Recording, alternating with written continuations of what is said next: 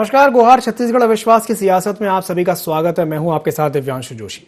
तो छत्तीसगढ़ विधानसभा सत्र का छठवां और अंतिम दिन काफी हंगामेदार रहा। विपक्ष ने अविश्वास प्रस्ताव पर सदन में चर्चा की। विपक्ष ने सत्ता पक्ष को अविश्वास प्रस्ताव के जरिए कई मुद्दों पर घेरा। बीजेपी विधायक बृजमोहन अग्रवाल ने कहा कि सत्ता में बैठे लोगों को यह मालूम ही नहीं है कि सरकार में क्या चल रहा है। प्रशासन को शासन पर विश्वास ही नहीं है। इस सरकार के पास बताने के लिए कुछ भी नहीं है। इनके खुद के मंत्री ने आवास योजना को लेकर के आरोप लगाए हैं। हमें मालूम है कि हमारा बहुमत नहीं है, अविश्वास प्रस्ताव गिर जाएगा। विपक्ष के अविश्वास प्रस्ताव पर सत्ता पक्ष ने भी अपना पक्ष रखा। मंत्री रविंद्र चौबे ने जीएसटी के मामले को लेकर के विपक्ष को घेरा और उन्होंने ये कहा कि केंद्र सरकार छत्तीसगढ़ के साथ सौतेला व्यवहार कर रही है। भाजपा अपने केंद्रीय नेताओं से इस बारे में बात क्यों नहीं करती? छत्तीसगढ़ के हक में पैसा नहीं मिल पा रहा है। तो वहीं प्रदेश अध्यक्ष मोहन मरकाम ने भी कहा कि भाजपा के ऐसे लोगों ने देश के विकास में एक उंगली नहीं कटाई और हमें राष्ट्रवाद की परिभाषा सिखा रहे हैं। चुनी हुई सरकार को पदस्थ करना बीजेपी की फितरत है। भाजपा संवैधानिक संस्थाओं का दुरुपयोग कर रही है। आइए आपको सुनवाते हैं और क्या कुछ कहा गया है। चुनाव के पूर्व कांग्रेस पार्टी ने जनता से कुछ वायदे किए। उन वायदों के आधार पर जनता ने इस सरकार को, इस पार्टी को 68 सीटों के बहुमत के संग सरकार बनाने का अवसर दिया। हम उम्मीद करते थे कि इतने प्रचंड बहुमत में सरकार बनने के बाद श्री भूपेश बघेल की सरकार अपने किए गए पूरे वायदों को पूरी तरह से पूरा करेगी। लेकिन एक दो वायदों को पूरा करने के बाद ये सरकार हाँफ रही है, थक गई है, थक के परेशान हो चुकी है और आज पूरे प्रदेश में अराजकता की स्थिति है। भ्रष्टाचार चरम सीमा पर है। कुछ असंवैधानिक सत्ता के केंद्र में बैठे हुए लोग सरकार का संचालन अलग से कर रहे हैं। बेरोजगार युवक इस उम्मीद में बैठा था कि उसे रोजगार का भत्ता मिलेगा, बेरोजगारी भत्ता मिलेगा। महिलाएं पेंशन के लिए उम्मीद कर रही थी। वृद्ध व्यक्ति पेंशन के लिए भी उम्मीद किए बैठे थे कि उन्हें पेंशन दिया जाएगा। प्रदेश में कानून और व्यवस्था की स्थिति जर्जर है। दरअसल विपक्ष मुद्दा विहीन है और आज की तारीख में उनके पास कोई हमारी सरकार के खिलाफ, माननीय मुख्यमंत्री जी के खिलाफ कोई ठोस सबूत नहीं है। इसलिए वो अभी तक इतने देर से किसी भी मुद्दे पे उन्होंने चर्चा नहीं की। पूनूराम मोहले जी वहाँ पे खड़े होकर शेरो शायरी बस कर रहे हैं, तो कोई कुछ कर रहा है। सिर्फ हल्ला करने के अलावा इन लोग कुछ नहीं कर रहे हैं। ये विपक्ष आज की तारीख में पूरा मुद्दा विहीन है। अविश्वास प्रस्ताव में उनके पास कोई मुद्दा नहीं है। जितने मुद्दे में भी प्रश्नकाल में, ध्यानाकर्षण में, शून्यकाल में जो बहस हुई है उन्हीं मुद्दों को ला रहे हैं। और हमारी सरकार लगातार हमने जो वादे किए जन घोषणा पत्र में सबको हमने पूरा किया है। अभी सदन के अंदर जितने भी मुद्दे में बात हो रही है कोई इसमें ठोस इसका महत्व नहीं है और हमारी सरकार लगातार अच्छा काम कर रही है। और आज भी जितने मुद्दे वो लोग लाए हैं सब पर हम जवाब दे रहे हैं। उनके पास कोई ठोस मुद्दा नहीं है। इस सदन के गठन के पश्चात आदरणीय मुख्यमंत्री श्री भूपेश बघेल की सरकार के खिलाफ प्रतिपक्ष के द्वारा पहला अविश्वास प्रस्ताव लाया गया है। संसदीय इतिहास में इससे ज़्यादा लचर अविश्वास प्रस्ताव हमने कभी नहीं देखा है।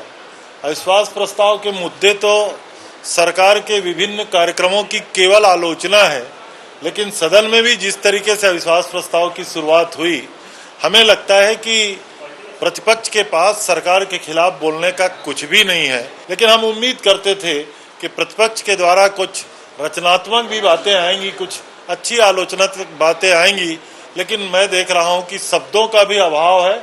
एकदम लचर अविश्वास प्रस्ताव प्रतिपक्ष के द्वारा पेश किया गया है। तो अविश्वास की सियासत देखने को मिली है छत्तीसगढ़ में। आज विधानसभा सत्र का अंतिम दिन था और आज काफी हंगामा देखने को मिला। आज का जो सत्र था वो काफी हंगामेदार रहा। इसी पर आज हम चर्चा करने वाले हैं और चर्चा करने के लिए हमारे साथ 3 मेहमान जुड़ेंगे। एक एक करके आपसे उनका परिचय करवा देते हैं। हमारे साथ कांग्रेस का पक्ष रखने के लिए आज नितिन भंसाली जी जुड़ेंगे। साथ ही साथ बीजेपी का पक्ष रखने के लिए उमेश घोरमोड़े जी जुड़ेंगे और हमारे साथ जुड़ेंगे वरिष्ठ पत्रकार डॉक्टर अजय चंद्राकर। आप तीनों मेहमानों का बहुत बहुत स्वागत है IND24 में। सबसे पहले मैं शुरुआत करना चाहूंगा उमेश घोरमोड़े जी से। उमेश जी, अभी हमने कृषि मंत्री रविंद्र चौबे जी की बात सुनी और वो ये कह रहे हैं कि इससे ज्यादा लचर अविश्वास प्रस्ताव हमने नहीं देखा। क्या कहेंगे इस पर? देखिए, उन्होंने यह भी कहा कि सरकार आने के बाद ये पहला अविश्वास प्रस्ताव है। निश्चित तौर पे वो ठीक कह रहे हैं। लेकिन राजनीतिक दृष्टिकोण से देखें और छत्तीसगढ़ की जनता के लिहाज से देखें और जो लोग इस प्रदेश की राजनीति को करीब से देखते हैं उनके हिसाब से और मेरे हिसाब से भी यह तीसरा अविश्वास प्रस्ताव मालूम पड़ता है, क्योंकि इससे पूर्व में जिस प्रकार से स्वास्थ्य मंत्री जी सदन से अविश्वास व्यक्त करते हुए वॉकआउट कर गए थे और जिस प्रकार से बीते दिनों में उन्होंने एक पत्र लिख करके पंचायत विभाग को छोड़ दिया और उस पत्र के माध्यम से उन्होंने गंभीर आरोप लगाए, वह पत्र भी अपने आप में मुख्यमंत्री जी के प्रति और इस सरकार के प्रति उनका एक प्रकार से अविश्वास ही है।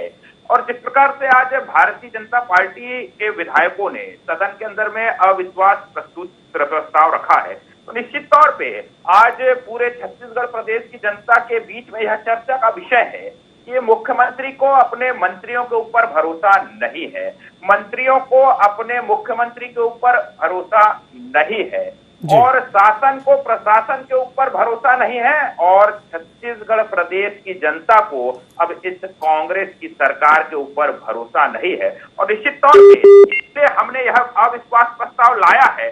जिस प्रकार से इन्होंने चुनाव में 2018 के चुनाव में जो वादे किए थे वो वादे लगभग पूरे के पूरे आज अधूरे हैं और छत्तीसगढ़ प्रदेश की जनता अपने आप को छला हुआ और ठगा हुआ महसूस कर रही है। और आज जिस प्रकार के हालात हैं इस प्रदेश के अंदर में शराब माफिया, भू माफिया, कोल माफिया, रेत माफिया, नाना प्रकार के माफियाओं का राज चल रहा है। सरकार के संरक्षण में इस प्रदेश के अंदर में माफिया राज चल रहा है। कानून व्यवस्था इस प्रदेश की आज चरमराई हुई है। लगातार इस प्रदेश के अंदर में सूखे नशे से लेकर के शराब का काला कारोबार यहाँ पर फल फूल रहा है। छत्तीसगढ़ की स्थिति पूर्ण रूप से आज अराजक स्थिति पर आकर के खड़ी हो चुकी है और सरकार में बैठे हुए तमाम लोग कहते हैं, ना जाने किस मुंह से कहते हैं कि उनकी सरकार अच्छा काम कर रही है। ये लोग क्यों नहीं बताते हैं कि उनके एक मंत्री जो अपना विभाग छोड़ करके चले गए हैं वो कहाँ है? वो लोग क्यों नहीं बताते हैं कि इनकी सरकार ने 18 लाख गरीबों के सर से छत छीनने का पाप किया है। और ये हम नहीं कह रहे हैं, 8 लाख मकानों का जिक्र तो इनके पंचायत मंत्री रहे टीएस सिंहदेव साहब ने कर दिया है और अपने पत्र में स्पष्ट तौर पर उन्होंने कहा है कि लगातार सरकार को उन्होंने अवगत कराया, लगातार मुख्यमंत्री जी से उन्होंने इस विषय पर गंभीरता दिखाने के लिए आग्रह किया, लेकिन मुख्यमंत्री जी नहीं चाहते कि इस छत्तीसगढ़ के गरीबों के सर के नीचे छत हो, वो अपने पक्के आवास पर रहे, उनको प्रधानमंत्री आवास योजना का लाभ मिले। ये किसानों की बात करते हैं, किसानों के साथ भी चाहे 2 वर्ष का बकाया बोनस का विषय हो या फिर ऋण माफी का विषय हो, अल्पकालीन ऋण की बात करें और 96,000 किसानों का ऋण अब तक माफ नहीं हुआ है। ऐसे ही तमाम विषय हैं जिन पर यह सरकार आज जवाब देने से बच रही है। और जिस प्रकार का रवैया सदन में आज देखने मिला, इस प्रकार से अविश्वास प्रस्ताव लगातार, आप लोग भी तमाम मीडिया के प्रबुद्ध जन हैं, आप लोग भी लगातार तमाम सदनों को कवर करते हैं, तमाम अविश्वास प्रस्तावों को आपने देखा है। लेकिन आज से पहले व्यक्तिगत तौर पे मैंने तो कभी नहीं देखा था कि अविश्वास प्रस्ताव से सत्ता पक्ष इतना भयभीत हो जाए कि लगातार विपक्ष के जो विधायक हैं जो अब अपना विषय रखें तब उनके साथ इतनी टोका टाकी हो। और समय को लेकर के भी मैंने कभी नहीं देखा, भारतीय जनता पार्टी की भी सरकार रही 15 वर्षों तक, लगातार हमारे खिलाफ भी जब हम सरकार में थे अविश्वास प्रस्ताव आते थे। अभी वरिष्ठ पत्रकार जी यहाँ पर बैठे हैं, वो बताएंगे, हमने तो 15-15 घंटे 21-21 घंटे तक खुली चर्चा की है। लेकिन आज दुर्भाग्य का विषय है कि छत्तीसगढ़ की सरकार बम्पर बहुमत के साथ छत्तीसगढ़ की जनता के द्वारा चुनी हुई सरकार एक अविश्वास प्रस्ताव से इतनी घबरा गई। बिल्कुल, आज सत्र काफी हंगामेदार रहा। घोरमोड़ी जी, आपने बिल्कुल सही कहा। जी, हमारे साथ चर्चा में नितिन भंसाली जी भी जुड़े हुए हैं। नितिन जी, आपने उमेश जी की बात सुनी और वो ये कह रहे हैं कि अविश्वास प्रस्ताव से आप भयभीत हो गए और उनका कहना यह है कि मुख्यमंत्री जी को अपने मंत्रियों पर भरोसा ही नहीं है। क्या कहेंगे इस पर? सुन रहा था, मैं बात में सुन रहा था जी। जिन लोगों का 15 वर्ष जिन लोगों ने यहाँ पर सरकार चलाई, 15 वर्ष इस सरकार ने जनता के साथ छल किया, विश्वासघात किया, आज शर्म आनी चाहिए। वो अविश्वास प्रस्ताव लेकर आ रहे, कोई मुद्दा नहीं है, कोई विषय नहीं है, मुद्दा विहीन और चेहरा विहीन विपक्ष है। जितनी बातें हो रही वहां पे तो मुझे अविश्वास प्रस्ताव कम और इनके नेताओं द्वारा जो बातें कही जा रही है, कवि सम्मेलन ज्यादा नजर आ रहा है। अब 14 लोग बचे हैं विधानसभा में, 15 साल शासन किया, 15 सीटों में सिमट गए और कुछ बचा है नहीं। मैंने कहा ना कि आरोप लगाना बहुत आसान है, पर एक भी आरोप को लगाकर ये सिद्ध करने की स्थिति में कहीं पर भी नहीं आए हैं। सिर्फ भ्रष्टाचार हुआ है, ये हुआ है, वो हुआ है, सदन में टाइम पास कर रहे हैं। एक ही मुद्दा है घोषणा पत्र। घोषणा पत्र में 36 में 30 वादे पूरे हुए। बहुत सारी योजनाओं का लाभ भारतीय जनता पार्टी के नेता भी उठा रहे हैं। बहुत सारी योजनाओं का, चाहे गोधन न्याय योजना हो, ऋण माफी, किसानों की ऋण माफी वाली जो बात हमने कही थी वो पूरी की, बिजली बिल हाफ का लाभ भी ये सब बीजेपी के नेता ले रहे हैं। 2500 में इनके नेता धान भी बेच रहे हैं, सब कुछ ले भी रहे हैं, योजनाओं का लाभ भी ले रहे हैं और विपक्ष के हैं तो उस हिसाब से उस चीज को मानने को तैयार। जी नितिन जी, एक बात की और आपका ध्यान आकर्षित करना चाहूंगा। अभी उमेश जी ने भी ये बात कही थी कि प्रदेश की अगर बात की जाए तो प्रदेश में एक तो बेरोजगारी और दूसरा जो अपराधों को लेकर के बीजेपी बार बार ये बात उठा रही है कि प्रदेश में अपराध लगातार बढ़ रहा है, उसको लेकर के क्या कहेंगे? लगता है नितिन जी से हमारा संपर्क नहीं हो पा रहा है। जी हेलो। जी जी जी, बोलिए बोलिए बोलिए। जी, नेशनल क्राइम रिकॉर्ड ब्यूरो जो होता है वो आंकड़े जारी करता है। उसको यदि हम देखें तो 2017-18 की तुलना में 2022 तक में अपराधों में लगातार कमी आई है और 16% आपके महिला शोषण के मामलों में कमी आई है। ऐसा बहुत सा डाटा है। इसके बाद भी ये कहते हैं कि अपराध में कमी नहीं आई, तो मैंने क्या कहा, मुद्दे नहीं है इनके पास, इसलिए ये इस तरीके की बातें करते हैं। छत्तीसगढ़ का मॉडल की चर्चा, छत्तीसगढ़ के मॉडल की चर्चा पूरे देश में है। अन्य प्रदेश भी छत्तीसगढ़ के मॉडल को लागू कर रहे हैं। उत्तर प्रदेश है, मध्य प्रदेश है। और रहा सवाल, ये बार बार घोषणा पत्र में बात करते हैं तो हम तो वादे पूरे कर रहे हैं, पर मैं पूछना चाहता हूँ, ये मोदी जी ने जो जुमला घोषणा पत्र जारी किया था चुनाव से पहले, लोकसभा चुनाव से पहले, कि अच्छे दिन आएंगे, काला धन लाएंगे, 15 लाख रुपए खाते में देंगे, 100 दिन में महंगाई कम करेंगे, कुछ हुआ क्या? फिर ये आते हैं रोजगार पे। तो शर्म आनी चाहिए। केंद्रीय आंकड़े उठा लो, छत्तीसगढ़ के आंकड़े उठा लो, इन्हीं की केंद्रीय एजेंसियां सर्वे कर रही है। छत्तीसगढ़ में 0.6% बेरोजगारी और केंद्र में 7% से ऊपर बेरोजगारी दर है। तो आप देखिए कि छत्तीसगढ़ विकास के पथ पर अग्रसर है। और ये सारे नेता छत्तीसगढ़ में, कल मैंने विधानसभा घेराव के दौरान भी देखा, कुछ दृश्य में देख रहा था, तो पुलिस के बैरिकेड्स के पास खड़े होकर पूरे बैरिकेड को पकड़कर अस्तित्व की लड़ाई लड़ते हुए नजर आ रहे थे कि बड़ा कौन, मैं या मैं? पर कोई बड़ा नहीं है, चेहरा नहीं है। इनकी प्रभारी डी पुरंदेश्वरी कह चुकी है कि हम मोदी के चेहरे पर चुनाव लड़ेंगे। इसका मतलब छत्तीसगढ़ में कोई भी नेता इनके पास नहीं बचा है, सारे समाप्त हो चुके हैं। जी, चर्चा में हमारे साथ डॉक्टर अजय चंद्राकर जी भी जुड़े हुए हैं। डॉक्टर अजय चंद्राकर जी, मैं आपसे एक सवाल पूछना चाहूंगा कि आज जो सत्र में देखने को मिला है, आज अविश्वास प्रस्ताव लेकर के आई है बीजेपी और उसको लेकर के काफी हंगामा भी हुआ। आप इस पूरे परिदृश्य को कैसे देखते हैं और क्या कहेंगे इस पर? डॉक्टर चंद्राकर, डॉक्टर अजय चंद्राकर हमारे, शायद उन तक मेरी आवाज नहीं पहुंच रही है। मैं एक बार फिर से रुक करना चाहूंगा उमेश घोरमोड़ी जी का। उमेश जी, आपने नितिन जी की बात सुनी और वो तो सीधे तौर पर यह कह रहे हैं कि कोई मुद्दा ही नहीं है, बस केवल आरोप लगाने के लिए आरोप लगाना और बस शोर मचाने के लिए शोर मचा रहे हैं। आप क्या कहेंगे इस पर? देखिए, सीधे तौर पे कांग्रेस किस प्रदेश के अंदर में सरकार है जी, और यदि इनके मंत्री के पत्र लिखने के बाद भी यदि कांग्रेस के नेताओं को जरा भी लज्जा नहीं आ रही है, तो समझा जा सकता है कि कांग्रेस के नेता कितने संवेदनशील हैं। प्रधानमंत्री आवास को लेकर के इनके पंचायत मंत्री सीधे तौर पर लिखते हैं कि गरीबों का आवास बनाने नहीं दिया गया, गरीबों के आवास के लिए वो बार बार कहते रहे और उन्होंने दुखी होकर के वो विभाग छोड़ते हैं। समझा जा सकता है कि इनके मंत्री कितने दुखी हैं। उनको तो समझ में ही नहीं आ रहा है कि भैया काम क्या करना है, और मंत्री के ऊपर अगर उसका निर्णय सेक्रेटरी ले तो वह सरकार किस प्रकार से चल रही होगी समझा जा सकता है। और लगातार बात यह भी निकल करके आ रही है कि तमाम विभागों का निर्णय, तमाम विधायक हो चाहे मंत्री हो, उन तमाम विभागों का निर्णय के लिए हाउस की बात जोहनी पड़ती है, हाउस से निर्णय निकल करके आता है। तो समझा जा सकता है कि किस दबाव में, किस पीड़ा में इनके मंत्री काम कर रहे होंगे और लगातार से ये बात कर रहे थे। आज क्राइम रेट की ये बात कर रहे थे, अगर आत्महत्या के मामले ही अगर देख लें तो 750 से अधिक किसान 3.5 वर्षों के अंदर में आत्महत्या कर चुके हैं। 9000 से अधिक युवा इस प्रदेश के अंदर में आत्महत्या कर चुके हैं। ये रोजगार की बात कर रहे थे और रोजगार के आंकड़ों का ये यहाँ पर ढोल पीट रहे थे, दावा दे रहे थे। ऐसा ही ढोल मुख्यमंत्री जी रेडियो में पीटते हुए दिखे थे। ऐसे ही बड़े बड़े पोस्टर रोजगार के लगातार मुख्यमंत्री जी के फोटो के साथ 5 लाख नौकरी का दावा करते हुए लगाए गए थे। जब सदन में भारतीय जनता पार्टी के नेताओं ने, विधायकों ने सवाल किया तो मुख्यमंत्री जी के जो खोखले दावे थे, जो रेडियो में बड़े बड़े बयान दिए थे, उसके पोल खुल गई और महज 21,000 कुछ नौकरी की बात को इनके मुख्यमंत्री जी ने वहां पर स्वीकार किया। तो इनकी कथनी और करनी का फर्क लगातार जनता के बीच में उजागर होता रहा है। उमेश जी, नितिन जी तो ये भी कह रहे हैं, उमेश जी, नितिन जी तो ये भी कह रहे हैं कि वो बार बार छत्तीसगढ़ मॉडल की बात करते हैं कि जो छत्तीसगढ़ मॉडल है इसको बाकी के राज्यों की जो सरकारें हैं वो इसको अपना रही है। यानी कि छत्तीसगढ़ मॉडल की जो योजनाएं हैं, जैसे गोधन न्याय योजना या जो अन्य योजनाएं हैं, उसको दूसरे राज्यों की सरकारें अपना रही हैं। क्या कहेंगे इस पर?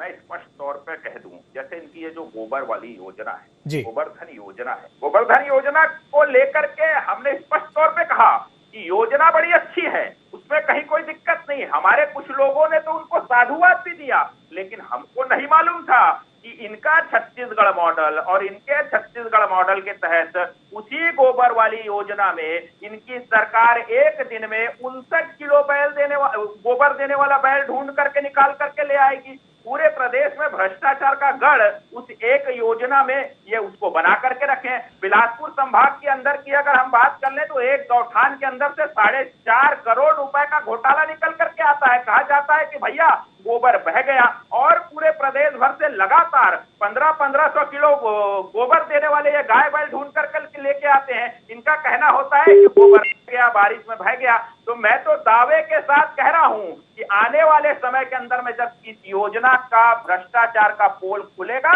तो बिहार के चारा घोटाले से भी बड़ा घोटाला छत्तीसगढ़ प्रदेश के अंदर में उजागर होगा। और क्या ये इसी मॉडल की बात कर रहे हैं? अरे आपका छत्तीसगढ़ मॉडल और आपके छत्तीसगढ़ मॉडल की क्या स्थिति है? 5 राज्यों के अंदर में आप गए थे चुनाव में, इसी छत्तीसगढ़ मॉडल का ढोल पीटते हुए वहां पर आप पीट करके वापस आ गए। चाहे असम की बात करें, यूपी की बात करें या तमाम राज्यों की बात करें, तो आप अपने मुंह मियां मिट्ठू बनना बंद करिए और धरातल पर आइए साहब। आप 3 साल 9 महीने बीत चुके हैं, आपने लगातार इस प्रदेश में अन्याय करने के अलावा और कुछ नहीं किया है। आप रोजगार के नाम पे युवाओं को छल रहे हैं, ठग रहे हैं। जो पहले से रोजगार कर रही थी बहनें, रेडी टू ईट की बहनें, उनको आप बाहर का रास्ता दिखा देते हैं। कोविड काल में आपकी क्या स्थिति थी? कोविड काल में जो बहनें, जो नर्सें अपनी जान हथेली पर रख करके सेवाएं दे रही थी, उनको कोविड जाते ही कोविड के बीच में आपने रोजगार से बाहर का रास्ता दिखाने का काम किया। ये आपकी संवेदनशीलता है। उमेश जी, अभी आपने एक बड़ी बात कही। उमेश जी, सूखे नशे का काला कारोबार फल फूल रहा है, और उसके बाद आप कहते हैं कि छत्तीसगढ़ की सरकार अच्छा काम कर रही है, तो निश्चित तौर पे आपको लज्जा नहीं आती है। आप संवेदनहीन हो चुके हैं। आप संवेदनशीलता का कहीं परिचय नहीं देना चाहते। छत्तीसगढ़ की जनता से आपको कहीं कोई सरोकार नहीं है। आप कोई गंभीरता नहीं। बिल्कुल जनता की चूंकि आपने बात कही है उमेश जी, जनता सब कुछ देख रही है, सब कुछ समझ रही है, पब्लिक है, सब कुछ जानती है। नितिन जी का वापस से रुख करना चाहूंगा। नितिन जी, आपने उमेश जी की बात सुनी, उन्होंने एक बात कही है अभी कि जो गोधन न्याय योजना है उसमें उन्होंने भ्रष्टाचार की बात कही है कि इसमें बड़े पैमाने पर भ्रष्टाचार हो रहा है। वो तो यहां तक कह रहे हैं कि अगर कभी इस योजना की पोल खुली तो ये जो भ्रष्टाचार जो निकल करके सामने आएगा, ये बिहार के चारा घोटाला से भी बड़ा भ्रष्टाचार निकल करके आएगा। क्या कहेंगे इस पर? इस प्रदेश में बिहार से बड़ा घोटाला 36,000 करोड़ का नान घोटाला हो चुका है ना, जिसकी जांच ईडी कर रहा है। पर कौन मैडम सीएम और कौन सीएम सर है, उनको बुलाकर पूछताछ करने की हिम्मत नहीं है, क्योंकि वो भाजपा के पूर्व मुख्यमंत्री हैं। रहा सवाल गोबर खरीदी का, ये जो बातें कर रहे हैं, मैंने क्या कहा कि कोई भी बात हो, कोई भी आप भ्रष्टाचार का आरोप लगा रहे हो या किसी भी तरह की बात कर रहे हो, आरोप घोटालों की बात कर रहे हो, तो तथ्यों पर करें। कहाँ पर हो रहा है, कैसे हुआ, किस तरह हुआ, बताइए। यदि कहीं विपक्ष ये होता है कि तथ्यात्मक बात करे, आप बिना तथ्यों के कुछ भी बोल देंगे कि गोबर बह गया, वहां पर ये हो गया, 5 करोड़ का घोटाला हो गया, वहां का चारा घोटाला हो गया, उससे बड़ा घोटाला हो जाएगा, तो ये बोलने से बात नहीं बनेगी। इस योजना की तारीख केंद्रीय संसदीय समिति भी कर चुकी है और इसको पूरे देश में लागू करने की केंद्रीय संसदीय समिति ने सिफारिश की है लोकसभा में। केंद्रीय मंत्री नितिन गडकरी ने तारीफ की है। उत्तर प्रदेश में योगी आदित्यनाथ इस तरीके की योजना को लॉन्च कर चुके हैं। मध्य प्रदेश में शिवराज सिंह चौहान इस योजना को लागू कर रहे हैं। फिर इनके पेट में किस बात का दर्द है? जब छत्तीसगढ़ की अर्थव्यवस्था मजबूत हो रही है, ग्रामीण क्षेत्रों में नए रोजगार सृजन हो रहे हैं, इससे इनके पेट में दर्द है। कोई मुद्दा नहीं है, मुद्दा विहीन और चेहरा विहीन लोग हैं, कोई काम इनके पास बचा नहीं है, वर्चस्व की लड़ाई लड़ रहे हैं। लड़े, हमें कोई फर्क नहीं पड़ता, जनता का आशीर्वाद है हमारे साथ। नितिन जी, जेसीसीजे के एक विधायक हैं धर्मजीत सिंह जी, उनका भी एक बयान सामने आया था और उन्होंने ये कहा था कि जो 36 वादे आपने किए थे घोषणा पत्र में, उनमें से सिर्फ 1-2 वादे पूरे किए और उसके बाद तो सरकार हाँफ रही है, वो यहां तक कह रहे हैं। क्या कहेंगे इस पर? नहीं, 36 में से 30 वादे पूरे हुए हैं और 30 वादे आप कहेंगे तो 30 के 30 वादे मैं आपको आपके व्हाट्सएप नंबर पे भेज दूंगा। कुछ प्रमुख वादे में याद आपको बता दूं कि हमने आदिवासियों की जमीन जो हमने कहा था वो वापस की, किसानों का ऋण माफ किया, 2500 रुपए में धान खरीदा, बिजली बिल हाफ किया, किसानों को मुफ्त पंप जो देने थे वो दिए, वनोपज की खरीदी की, ऐसी बहुत सारी योजनाएं हैं। छोटे भूखंडों की रजिस्ट्री पर छूट दी। तो ऐसे 30 वादे हमने पूरे किए जो कि इनके समझ में इसलिए नहीं आते, मैंने क्या कहा, मुद्दे नहीं है तो कुछ भी बोलकर अपने आप को राजनीति में जिंदा रखना है तो रखे, कोई फर्क नहीं पड़ता। मुझे नहीं लगता कि अभी आने वाले चुनाव में 14 जो अभी विधायक इनके बचे, ये 6 या 7 भी बचे। जी घोरमोड़े जी, आपने नितिन जी की बात सुनी, उन्होंने कुछ योजनाएं गिनाई, कुछ वादे गिनाए कि वो वादे उन्होंने पूरे किए हैं, तो वो कह रहे हैं कि नहीं साहब वादे तो पूरे हुए हैं, 36 में से 30 वादे पूरे किए हैं। क्या कहेंगे इस पर उमेश जी? ये नितिन भंसाली जी छत्तीसगढ़ कांग्रेस के सबसे बड़े नेता हैं, क्योंकि 4 दिन पहले सदन के अंदर में इनके मुख्यमंत्री भूपेश बघेल जी ने इसी सवाल के जवाब में जो जवाब सदन के अंदर में दिया है, कितने वादे पूरे हुए हैं, मुझको लगता है कि नितिन जी ने उसको गंभीरता से नहीं सुना और जेसीसीजे के विधायक ने बिल्कुल ठीक कहा है। नितिन जी जाकर के मुख्यमंत्री भूपेश बघेल जी से पूछ लें कि सदन में उन्होंने क्या जवाब दिया था, उसके बाद आकर के यहाँ पर वार्तालाप करें। इस प्रकार से लगातार आरोप लगा रहे हैं और इस प्रकार से केंद्र से लेकर के तमाम विषयों को यहाँ पर नितिन जी ने यहाँ पर रखा है। सीधे तौर पर ये केवल बयानबाजी करना और इनके नेताओं के ही बयान में अलग अलग विरोधाभास, मुख्यमंत्री जी कुछ और कहते हैं, इनके मोहन मरकाम जी कुछ और कहते हैं, नितिन भंसाली जी यहाँ पर कुछ और दावे कर रहे हैं और ये बिजली बिल हाफ की बात कर रहे थे। इसका बिजली बिल हाफ हो गया भैया, आप बता दीजिए। उल्टा आपने बिजली दरों में लगातार 2-2 बार वृद्धि करके छत्तीसगढ़ की भोली भाली जनता के जेब के अंदर में सीधा डाका डालने का आपने काम किया है और आप किस मुंह से कर रहे हैं? और संपत्ति कर हाफ कब होगा ये आप बता दीजिए। आपके मंत्री टीएस सिंहदेव जी सीधे तौर पे कहे कि भैया हमारे घोषणा पत्र में गरीबों के आवास की योजना, विशेष रूप से ग्रामीण आवास की योजना प्राथमिकता में थी, उसको भी आप पूरा नहीं कर पाए। आपके मंत्री जी दुखी होकर के आपका विभाग छोड़ करके चले गए, उस पर आप कुछ कहने तैयार है नहीं और केवल आप हम पर आरोप लगाएंगे तो आरोप लगाने का समय निकल गया साहब। अब आपको जनता के सामने जाना है और जनता के सामने जाकर के आप इस मुंह से जवाब देंगे, क्योंकि जनता इंतजार कर रही है। और लगातार आप कर्मचारियों की बात कर रहे थे, आपकी सरकार अगर इतना ही अच्छा काम कर रही है तो क्यों लगातार हड़ताल पर बैठे हुए कर्मचारी? आप बिल्कुल ये एक बहुत बड़ा सवाल है कि अगर कर्मचारियों के लिए सरकार इतना अच्छा काम कर रही है, जी तो जो कर्मचारी हैं वो हड़ताल पे क्यों बैठे हैं? मैं एक त्वरित प्रतिक्रिया ले लेता हूं नितिन जी से। नितिन जी, आपने उमेश जी की बात सुनी, उन्होंने 2-3 बातें कही हैं। पहली तो ये कि जो कर्मचारी हैं वो हड़ताल पे क्यों बैठे हुए हैं, और दूसरी बात ये कि जो एनर्जी चार्ज है वो बढ़ने की संभावना है कि वो बढ़ सकता है, यानी कि बिजली की जो दरें हैं वो बढ़ जाएंगी। क्या कहेंगे इस पर? षड्यंत्र कर रहे हैं क्या? इस बात का जवाब आपको छत्तीसगढ़ की जनता को देना चाहिए। आपने कहा था कि अनियमित कर्मचारियों को आप 10 दिन के अंदर में नियमित करेंगे।